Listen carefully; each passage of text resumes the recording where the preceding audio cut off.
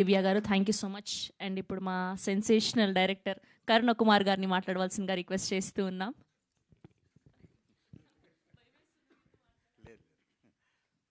Sorry అండి. Okay ఓకేనా, ఇప్పుడు మీకు బయలుదేరుగా. గుడ్ ఈవినింగ్, అందరికీ నమస్కారం. విచ్చేసిన పాత్రికేయ మిత్రులందరికీ థ్యాంక్ యూ.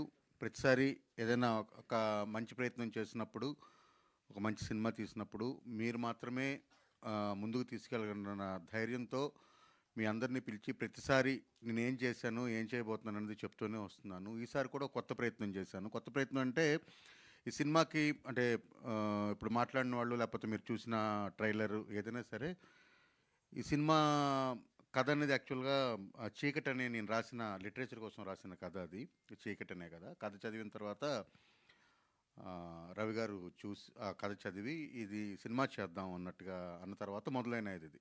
అయితే ఈ కథ రాయడానికి కానీ ఈ సినిమా తీయడానికి కానీ ప్రేరణ ఏంటంటే ఆకలి, నిద్ర, సెక్స్, భయం, ఈ 4 మన బేసిక్ ఇన్స్టింక్ట్స్ మనిషికి. అంటే మనిషితో పాటు భూమి మీద ఉన్న అన్ని జీవరాశులకు ఈ నాలుగింటి మీదే మనం కంప్లీట్గా జీవరాశి తాలూకా మనుగడ జరుగుతుంటుంది. దీనికి కాకుండా కొత్తగా సృష్టించింది ఏదైనా సరే మనిషి తప్ప మిగతా ఏ జంతువుకి కానీ కీటకానికి కానీ వేరే ఎటువంటి జీవరాశులకు కూడా లేవు. మనిషి మాత్రమే ఈ 4 నుండి బయటకు వచ్చి ఇంకా చాలా విషయాలు సృష్టించాడు. అంటే డబ్బు కానీ లేకపోతే ఎనీథింగ్ ఈరోజు మనం చూస్తున్నాం ఏదైనా సరే. సరే, దాన్ని నాగరికత వచ్చేంత వేరే సబ్జెక్టు. అయితే మనిషిలా సృష్టించుకున్న వీటిలో భయం అనేదాన్ని ఒక ఎలిమెంట్గా తీసుకుంటే ఆ భయాన్ని మనిషి అవతల వాళ్ళ బలహీనతతో ఆడుకోవడానికి కూడా వాడుకున్నాడు. అంటే అట్ ద సేమ్ టైం కామం అనేది ఏదైతే ఉందంటే సెక్స్ అనేది ఓన్లీ రీప్రొడక్షన్ వరకు మాత్రమే పరిమితమైన దాన్ని, అదే కామాన్ని ఆశ కింద, ఆశ నుండి దురాశ కింద, దురాశ నుండి దుఃఖం వరకు వెళ్ళేంత ఆశ వరకు కూడా మనిషి దాన్ని డెవలప్ చేసుకున్నాడు. అందుకని ఈరోజు ఎప్పటికీ మనం రకరకాల వికారాలన్నీ చూస్తున్నాము. సో ఈ ఆశలో మనిషి వెతుకులాటలో, పరిగెట్టడంలో, జీవితంలో ఏదో సాధించాలన్న దీంట్లో ఒక నార్మల్ లైఫ్ లీడ్ చేసేవాళ్ళు మనలో 90 మంది ఉంటే మనకు తెలియకుండా ఓ 10 మంది ఒక చీకటి ప్రపంచంలో బతుకుతున్న వాళ్ళు ఉన్నారు. మనందరికీ తెలుసు. అంటే ఒక 2.5-3 ఏళ్ల కిందట మదనపల్లిలో ఒక బాగా చదువుకున్న, ఉన్నత విద్య చదువుకున్న ఒక ఆవిడ 2 పిల్లల్ని నోట్లో చెంబులు పెట్టి డంబులతో కొట్టి చంపేసి ఇంకో 3 రోజుల్లో వాళ్ళు లేచొస్తారని చెప్పిన సంఘటన మనందరికీ తెలుసు. అలాగే పాత బస్తీలో ఒక ఫ్యామిలీ, తర్వాత 11 మంది కలిసి ఒకే ఇంట్లో ఉరేసుకోవడం. ఈరోజు జరిగిన, ఇందాకే నాగేష్ గారు ప్రస్తావించింది, ఒక తల్లి 2 కూతురుతో కలిపి సూసైడ్ చేసుకోవడం. తర్వాత Leave his body! Let the green flag enter! Bring me a man who loves me. I am a better man now. Prove it. I'm bewitched. And I'm all yours.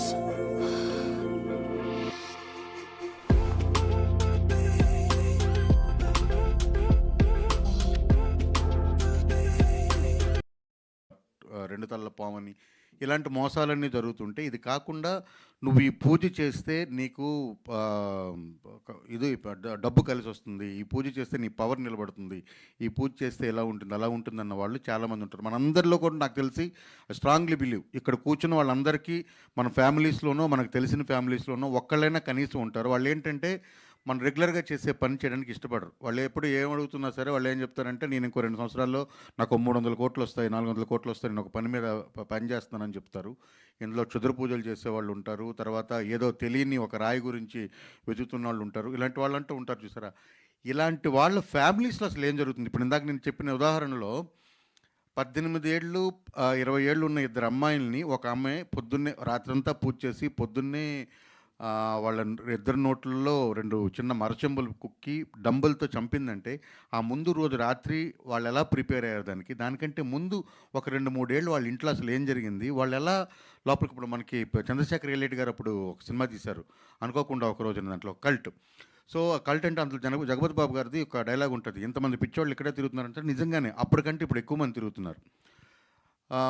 ఈ సినిమాలో పిల్లిమాయ అనే ఒక వస్తువు, ఇలాంటి పిల్లిమాయ అనే ఒక ఐటెం గురించి శోధించే, దాన్ని సాధించే ఒక వ్యక్తి జీవితమే ఈ సినిమా యాక్చువల్గా. సో వాళ్ళ ఇంట్లో ఏం జరిగింది, ఆ పిల్లిమాయ అనేది ఒకటి ఉంటే, పిల్లి ప్రసవించినప్పుడు దాంట్లో వచ్చే మ్యూకస్ అనమాట అది. సో అది ఉంటే అది ఈరోజు సోషల్ మీడియాలో చాలా పబ్లిక్గా ఇంటర్నెట్లో ఇన్స్టాగ్రామ్లో రీల్స్ చేసి మరీ అమ్ముతున్నారు పిల్లిమాయ అని చెప్పి. సో నేను అమ్ముతున్నాను, నువ్వు కొనుక్కున్నంత వరకు ఓకే, కానీ అది ఒరిజినల్ పిల్లిమాయనా కాదా అన్న దాంట్లో ఒరిజినల్ పిల్లిమాయనే సంపాదించాలంటే ఏంటి, ఇలా రకరకాలు ఉన్నాయి. చెప్తూ పోతే గంటసేపు సబ్జెక్ట్ అది కాదు. మొత్తానికి నేను ఇలాంటి చీకటి మనుషులు, అంటే చీకటి మెదడంతా చీకటి ఉండే మనుషుల తాలూకా జీవితాల్లో జరిగే ఒక కథని చాలా ట్రూ ఇన్సిడెంట్స్ నుండి ఇన్స్పిరేషన్ తీసుకొని వాళ్ళ తాలూకా, ఇది యాక్చువల్గా అందరూ చెప్పినట్టు హర్రర్ కథే, కానీ ఇందులో దెయ్యం ఉండదు. ఫస్ట్ థింగ్, మనిషి కంటే పెద్ద దెయ్యం లేదన్నదే ఈ సినిమా. మనిషి మెదడు కంటే పెద్ద దెయ్యం ఏదీ లేదన్నదే ఈ సినిమా తాలూకా. ఈ సినిమాలో దెయ్యం లేదు, అలాగని ఏ సైడు తీసుకోవట్లేదు. ఇది ఒక చాలా ఒక ఫ్యామిలీ స్టోరీ, బేసికల్గా ఒక అమ్మ కూతురు స్టోరీ ఇది. సో అది బేస్ చేసుకొని తీసిన స్టోరీ. సో ఈ స్టోరీని మొదట నేను చెప్పగానే రెండో మాట ఆలోచించకుండా ఫస్ట్ మీటింగ్లోనే నన్ను ఓకే చేసి, విభిన్నమైన పాత్రలకు ఎప్పుడు కూడా నేను ముందు ఉంటానని మళ్ళీ ఇంకోసారి నిరూపించిన నవీన్ చంద్ర గారికి, ఈ సినిమాలో ఇప్పటిదాకా ఆయన చేయనట్టు ఫస్ట్ టైం మీరెవరు నేను చాలా గర్వంగా చెప్పగలను, రాజా రవీంద్ర గారిని ఇలా ఇప్పటిదాకా ఏ సినిమాలో కూడా మీరు చూడలేదు. అంటే ఈ సినిమా వరకు, ఫ్యూచర్ సంగతి నేను చెప్పలేను, ఈ సినిమా వరకు అయితే this is the best role ఆయన ఇప్పటిదాకా చేసిన దాంట్లోన. రాజా రవీంద్ర గారు, తర్వాత దివి గారు కానీ, దివ్యా పిళ్ళయ్య గారు కానీ, అందరూ కూడా ఇందాక దివి గారు చెప్పినట్టు అందరూ ఒకరికి మించి ఒకరు చేయడం వల్ల నా పని చాలా సులభమైంది. తర్వాత ఎంత గొప్ప కథ రాసినా లేకపోతే ఏం చేద్దాం అనుకున్నా దాన్ని విజువల్ ట్రాన్స్ఫర్మేషన్ అనేది చాలా important, technical transformation important. So నేను దాన్ని నమ్మినప్పుడు దానికి అన్ని విధాలా సహాయం చేసి, అన్ని విధాలా వెనకాల సహాయ సహకారాలు అందించిన మా ప్రొడ్యూసర్, ఆయన హీజ్ మై 17 years ఫ్రెండ్, ఆయన 17 ఏళ్ళ స్నేహం మా ఇద్దరిది.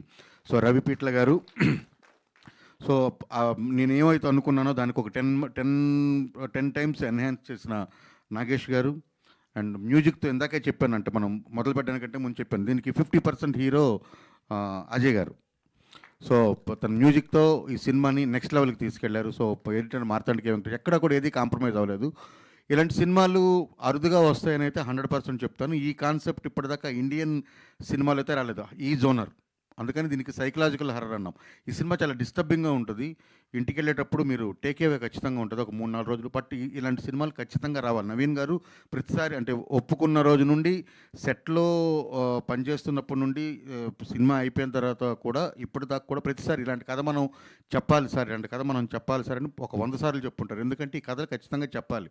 చెప్తే ఇటువంటి అంటే ఈ మూఢనమ్మకాలు ఏవైతే ఉన్నాయో, మూఢనమ్మకాల పేరుతో మన జీవితాలని మనమే నాశనం చేసుకుంటున్న ఫ్యామిలీస్ ఎలాంటివైతే ఉన్నాయో, అది మన పక్కింట్లో ఏం జరుగుతుందో కూడా మనకు తెలియదు. అలాంటివి ఏవైనా ఉంటే అందులో ఒక్కరిద్దరికైనా సరే అరే మనం ఇదే తప్పు చేస్తున్నాం కదా అని అనిపిస్తుంది అని ఒక నమ్మకం. అంటే సినిమా ఎవరిని మార్చదు, సినిమా ఎవరికి మెసేజ్లు ఇవ్వదు, అది అయితే నేను నమ్ముతాను. బట్ సినిమా చేయగలిగిన పని ఏంటంటే చాలా శక్తివంతమైన మీడియా అది. సినిమా ద్వారా ఇక్కడ తప్పు జరుగుతుందని టార్చ్ చేసి చూపించవచ్చు, సినిమా టార్చ్ వేయగలదు. సో అది నేను సమర్థవంతంగానే చేశానని భావిస్తున్నాను. ఈ జర్నీలో నాకు నా డైరెక్షన్ టీం అందరూ ఒకసారి టక్కున వచ్చి వెళ్ళిపోవాలి ప్లీజ్. భువన్, కళ్యాణ్, ధ్రువ, మహిమ అండ్ రమణి, సాయి వచ్చాడా, సాయి కమ్ పవన్, అందరు రావాలి.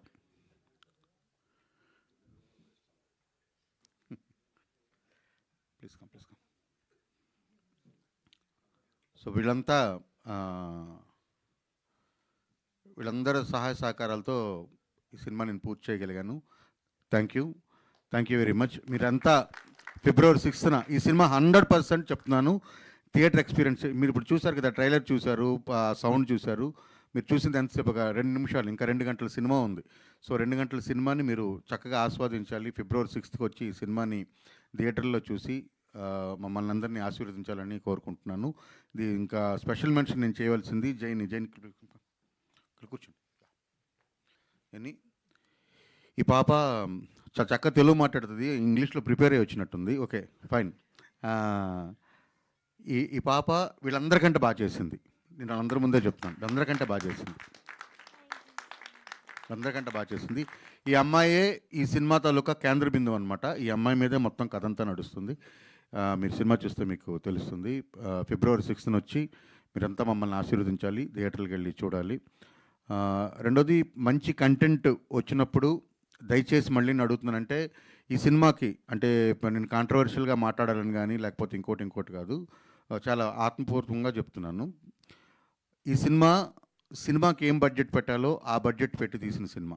అంటే సినిమాకి మాత్రమే బడ్జెట్ పెట్టగలిగిన సినిమా. ఎందుకంటే ఈ కథలు అందరూ ధైర్యం చేయరు. ఎందుకంటే ఒక కామెడీ చేద్దాం, లేకపోతే ఏదైనా ఒక రొమాంటిక్ సినిమా చేద్దాం, లేదా కమర్షియల్గా వర్కౌట్ అయ్యే సినిమా చేద్దాం అనుకుంటారు. ఇది ఇప్పుడు కాదు, ఎప్పుడు ఉంది. సినిమాలో ఎప్పుడు కూడాను ప్యారలల్ సినిమా అని ఒకటి ఉంటుంది, తర్వాత కంటెంట్ డ్రివెన్ సినిమా ఒకటి ఉంటుంది, రెగ్యులర్ మెయిన్ స్ట్రీమ్ సినిమా అనేది ఒకటి ఎప్పుడు ఉంటుంది.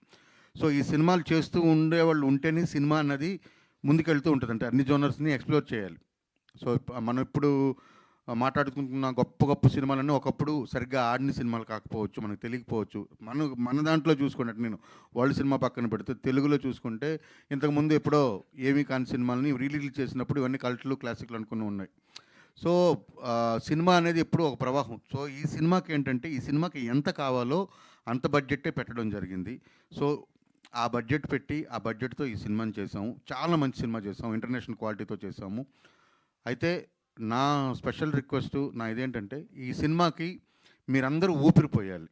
సో బీయింగ్ ఏ ఫార్మర్, నేనంటే ఇంతకుముందు నేను కూడా జర్నలిస్ట్గాను కాలమిస్ట్గాను పనిచేసిన వాడిని, కథలు చెప్పాలన్న తపంతో ఉన్నవాడిని. సో నేను ఇంకో మంచి సినిమా చేయాలని అనుకుంటే ఈ సినిమా ఆడాలి, లేకపోతే నేను చేయలేను.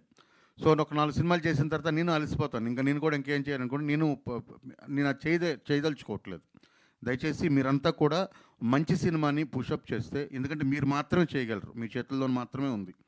ఓకే, డబ్బులు ఇచ్చి రివ్యూలు రాసుకోవడమో, లేకపోతే డబ్బులు ఇవ్వట్లేదని సరిగ్గా రివ్యూ ఆగిపోవడమో, లేకపోతే ఊరికినే వాళ్ళ విజ్ఞాన ప్రదర్శన కోసం రివ్యూలు ఇచ్చేవాళ్ళు, తర్వాత వరల్డ్ సినిమాను మొత్తం అపోసన పట్టినట్టుగా సలహాలు ఇచ్చేవాళ్ళ గురించి కాదు. బట్ నేను ఇక్కడ చూస్తే ఎందుకంటే పిఆర్ఓ కూడా అదే చెప్పాను. సో సినిమా పట్ల ఇంట్రెస్ట్ ఉన్నవాళ్ళు, సినిమాలో ఎకో సిస్టంలో ఉన్న వాళ్ళని మాత్రమే మనం పిలుచుకుందాం, వాళ్ళతో మనం మాట్లాడదాము, వాళ్ళని రిక్వెస్ట్ చేయడానికి ఉంటుంది అని చెప్పాను అనమాట. సో దయచేసి మీరంతా కూడా ఈ సినిమాని చూసి, సినిమా బాగున్నట్లయితే దీన్ని కనీసం మీరు ఊపిరోదాలి. ఇది నా సైడ్ నుండి request. Thank you very much మీరంతా వచ్చినందుకు. Thank you very much. Thank you Karuna Kumar garu, thank you so much. And